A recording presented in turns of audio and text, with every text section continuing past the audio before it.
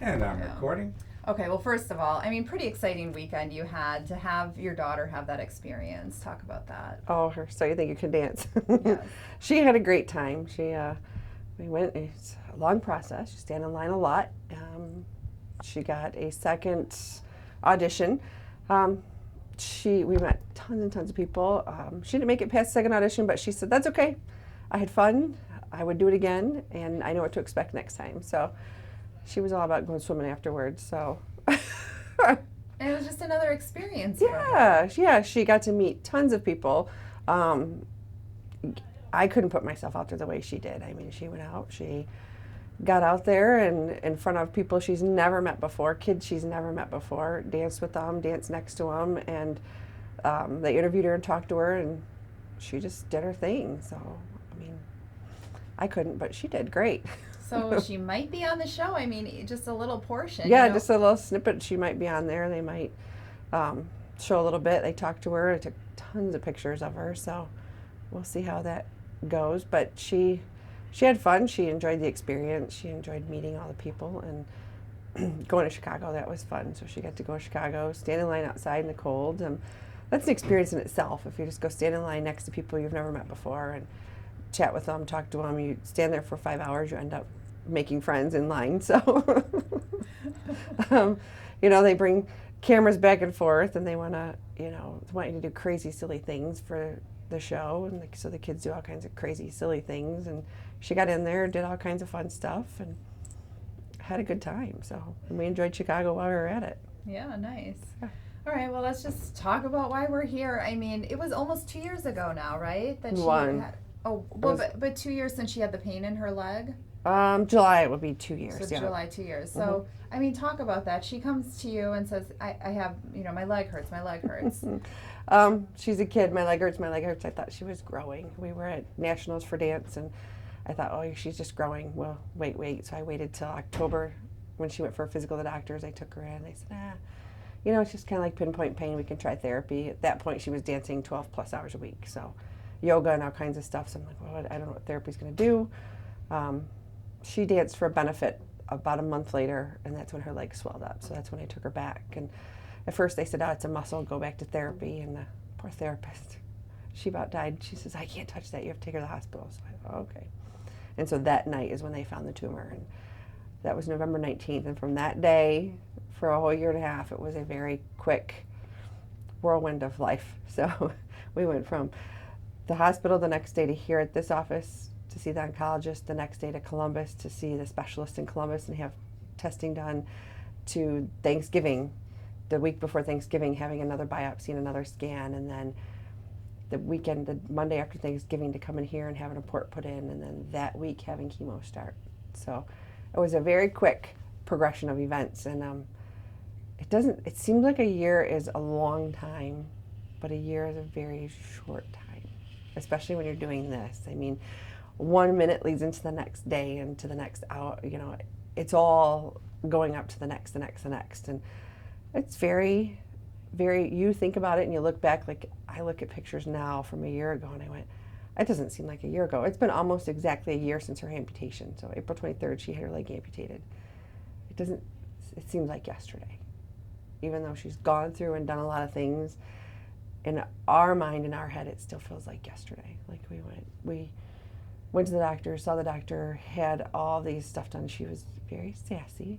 And that's what I wanted to ask you. I mean, we know Valerie now, and she is just this strong little girl, and she speaks out. I mean, is that how she was at the beginning of the process? I mean, was she that strong? I mean, or was she like a little girl, or she's scared? She was scared. The day that she got her x-ray, we get in the car, and she goes, what's a tumor? She had no idea. So we didn't know 100% at that point until the biopsy came back what it was, but we explained it to her, and it was very hard for us because we're trying not to cry because we don't want her scared. But every step of the way, she was very strong. We very much empowered her to be her. Even when she went to her surgery, she looked at the surgeon. She said, we have a lot to talk about. He said, I'm sure we do, Valerie. She says, I don't want this. He's like, well, you are getting your leg amputated. She goes, well, I don't need one of those catheters. Okay. And then he was going to amputate, he showed her on her leg, and she goes, no, that's too high. Let's go lower. He's like, okay, I can go lower. So they did. I mean, her limb is very long, just above the knee. The anesthesiologist comes in the room and he says, I want to put epidural in. She said, no. How about a nerve block like last time? And she says, well, you don't have those nerves anymore. We can't do that. She goes, okay. If you don't access my ports, because at that time she had 2, if you don't access my ports, I'll let you put 2 IVs in my hands and you can put epidural in. He goes, done. I said, she's 9. You're negotiating with a 9-year-old. So all the way through, the doctors and everybody, she would say, yeah, can we do it this way and not this way? Even medicine, the nurses would come in and have her pills. She goes, well, I took this one already. You gave me this one already. I think you need to give me this one. So she knows every medicine she takes. She knows everything that they look like. And the nurses here were great with her. Like, yeah, you're right, Valerie. You did have that one. Thank you for noticing. If a student nurse came in a room and they were going to give her medicine, she wanted to know what you were giving it. And do you know what it's for? If you didn't, she would ask you to leave as a student nurse. Please leave. I know it sounds snotty and mean, but it's her little body. So she had to be in charge of her. That's the only thing that was really hard, was a lot of anxiety, because she has no control over people poking her, people picking on her, people putting meds in her. So if you can give them a tiny bit of control, it doesn't take much, control over, don't come in my room till 9 a.m. to do your stuff. You don't need to see me at 7 a.m. I'm sleeping. So the nurse would put a note on her door that says, please don't disturb till 9 a.m. At 9 a.m. she knew they were going to come in, do their stuff, give her medicine. That's what we were at.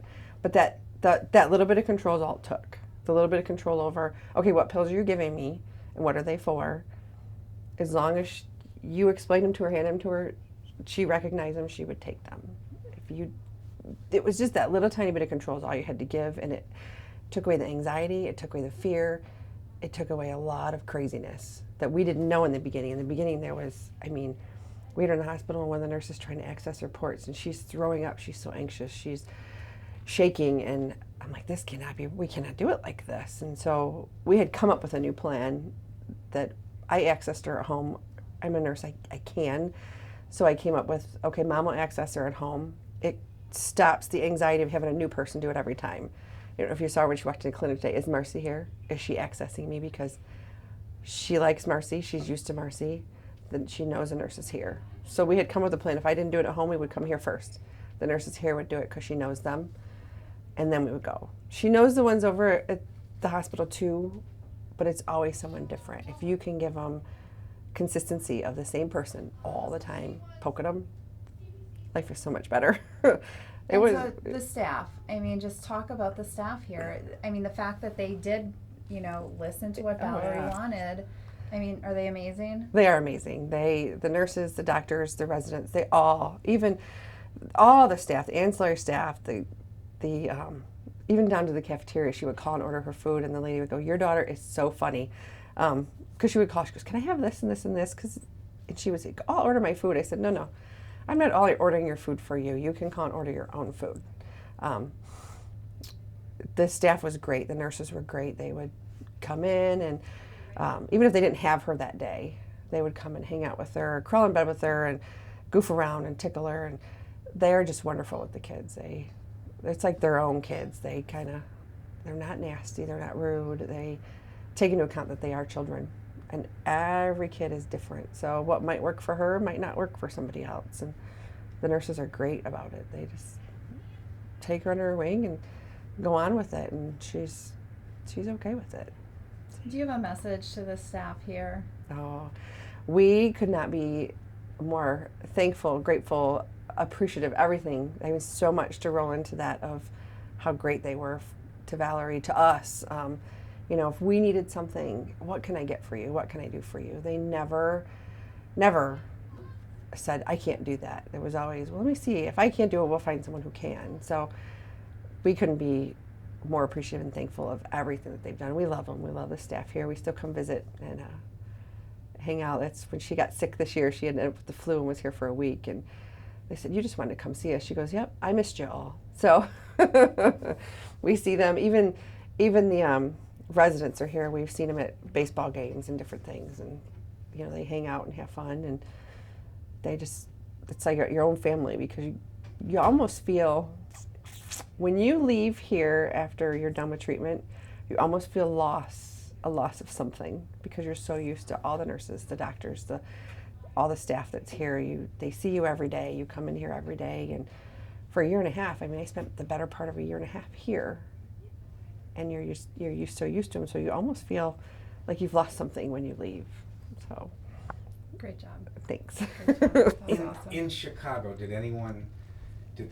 was there applause? Did anyone talk to her? Were the judges? They did. What did they say? I don't know. They don't let you in that room. Oh, never mind. It's the judges. She said that they asked her how she lost her leg and when she lost it. So they asked her about her leg and talked to her about that. I was watching from the window. I knew they were talking to her,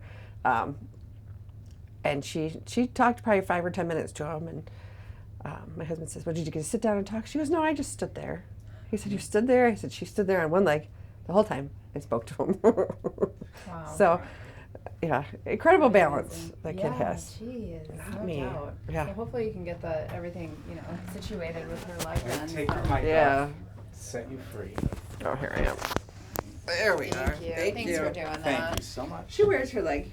Yeah. Yeah, I saw, a couple pictures. Yeah, it's always first it's a struggle where there was Sure. Stephanie and she's like, and I think it's this whole. I said, just put it on, Yeah. relax, and Yeah. Yeah. I even have pictures of her and Pam, who's the nurse manager here.